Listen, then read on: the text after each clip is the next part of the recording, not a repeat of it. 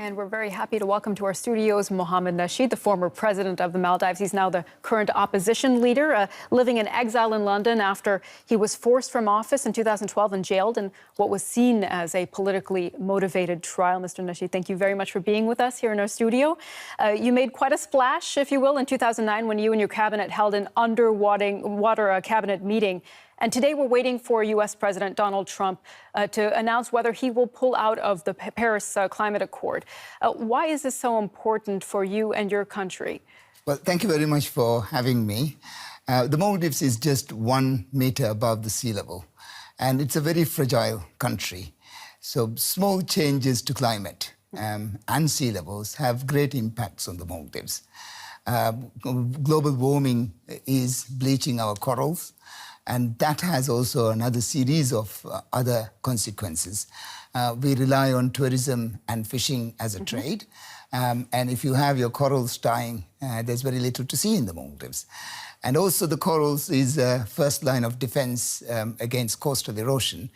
And erosion is severe because of coral bleaching. There's a number of issues that we are having to face because of climate change. So with these number of issues, is it too late?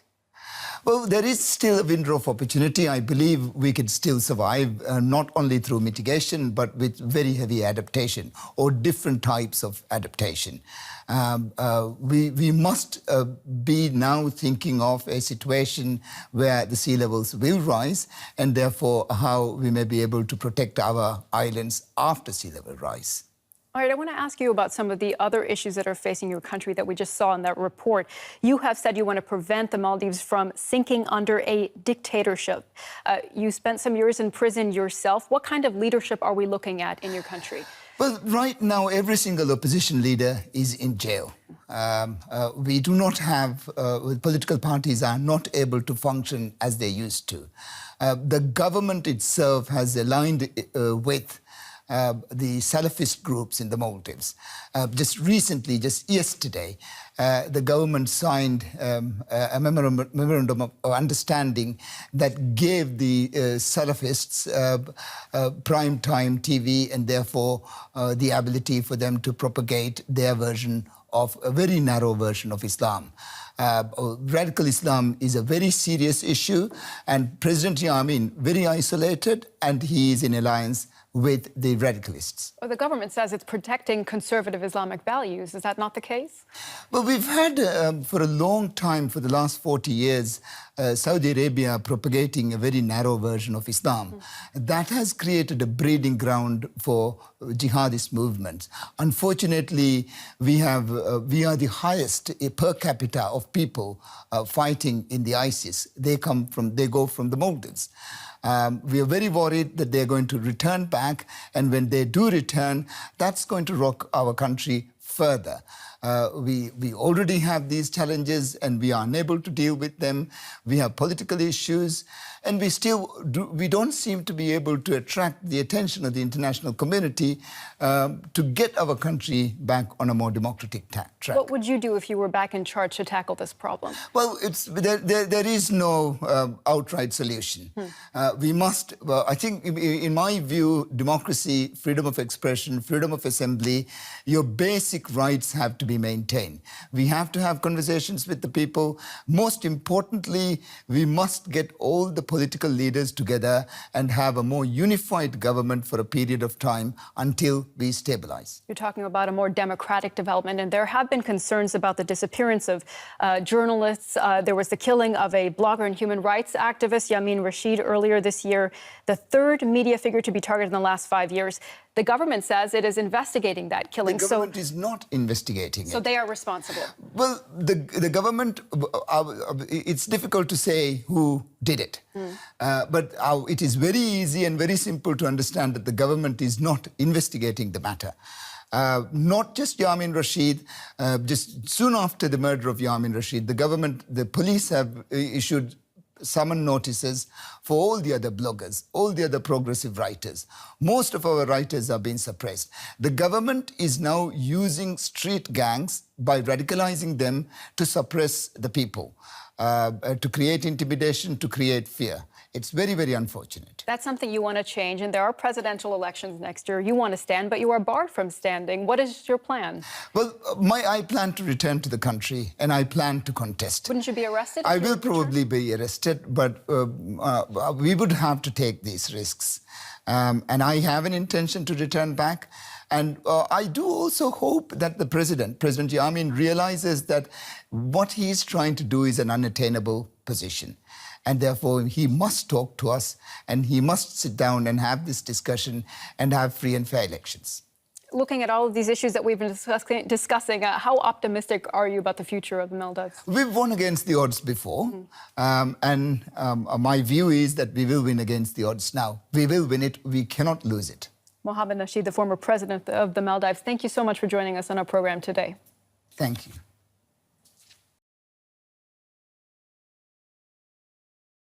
Mr. Martin, I want to know, what's your opinion on the whole global warming? So I believe that the temperatures have been rising, but we have to think about what are we comparing it to? Are we comparing to global averages for like the 1600s when we were in the Ice Age, or are we looking at 1938 when temperatures was really hot? So temperatures have been going up, but we need to compare that with what we are considering normal temperatures. Because do we know what normal is on Earth? What is a normal Earth temperature?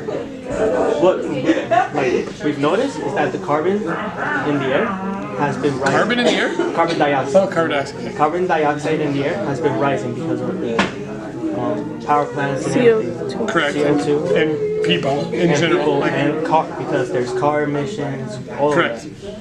And one of the questions we have is that climate change is a huge epidemic facing the world. Pollution is damaging the ozone layer, and so much waste is going into the lakes and oceans. What do you think is one way we can stop the carelessness of our people to save our planet? So the planet is really big, and there are a lot of variables involved in how the planet is being taken care of. Global warming is one of many things that people claim to be the end of the world. I don't think that global warming is as big of an issue as people are making it out to be.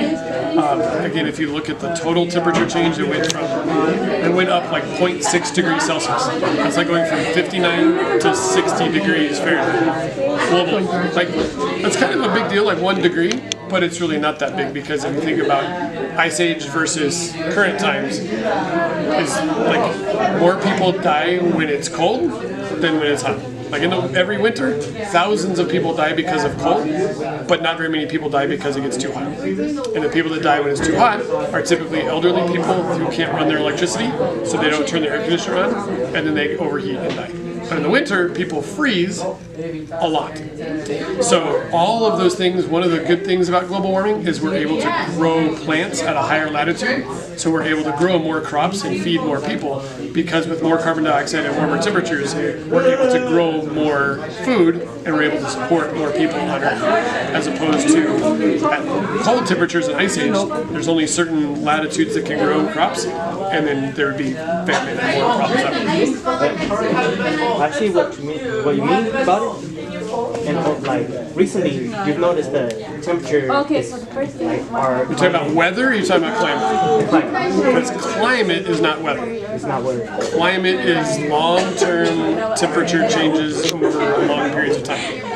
Long periods of time. So, but have you noticed that recently the temperature has, the weather has been.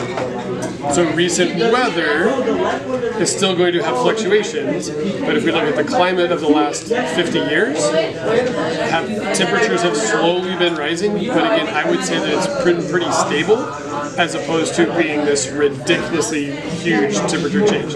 It's gone up, again, from 1.5 degrees Fahrenheit, half a degree, 0.6, 0.7 degrees Celsius, isn't as big of a warming as people are making it out to be.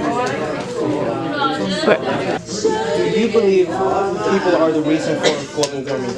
No.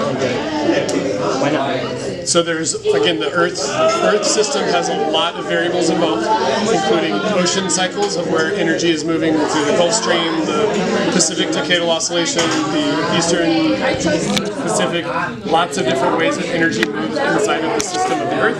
And so as all of those things are taking place, there's multi-variables involved. The sun and how much energy it's releasing with sunspots, how much the cloud cover from volcanic eruptions, different things like that. There's a lot of different variables involved.